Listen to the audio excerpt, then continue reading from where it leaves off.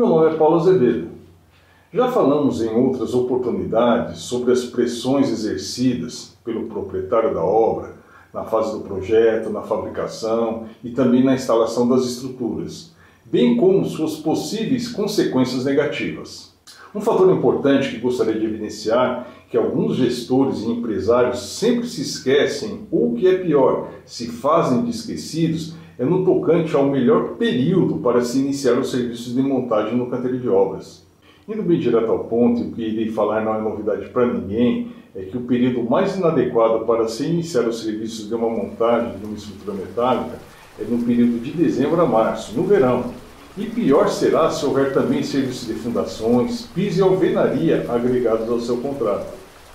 Obviamente, me refiro a grandes estruturas, principalmente quando há coberturas metálicas envolvidas. Se assim for, e você se deparar numa situação onde a montagem ou confecção das fundações venham a coincidir exatamente com o período de verão, a melhor saída será você tentar protelar os serviços de montagem após tal período.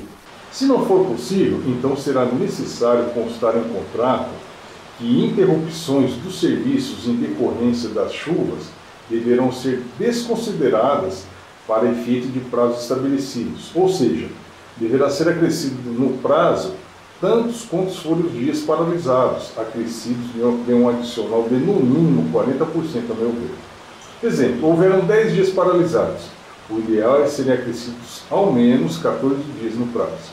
Mas por que o adicional?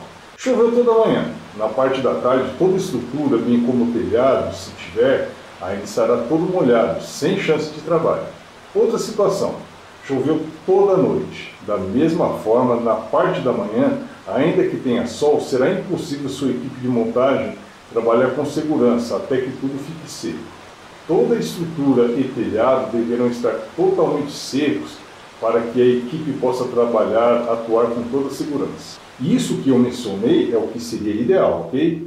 Porém, nós sabemos que tal possibilidade é muito difícil de ser concretizada, pois o cliente muitas vezes não abre mão de cláusulas radicais em seus leoninos contratos, fazendo a você imposições que poderá te colocar numa situação extremamente difícil lá no futuro. E a situação se complicará mais ainda se você tiver sob sua responsabilidade, como já falamos também, os serviços de fundações. Aí se prepare para o aperto, principalmente se o seu cliente for desprovido de bom senso.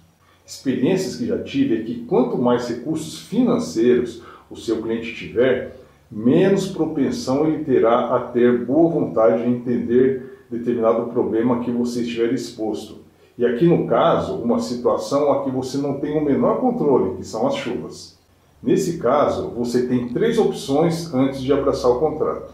Primeira opção, negociar cláusulas contratuais lhe propiciando alguma razoável cobertura, como nós falamos. Segunda opção, não sendo possível a primeira hipótese, declinar dos serviços.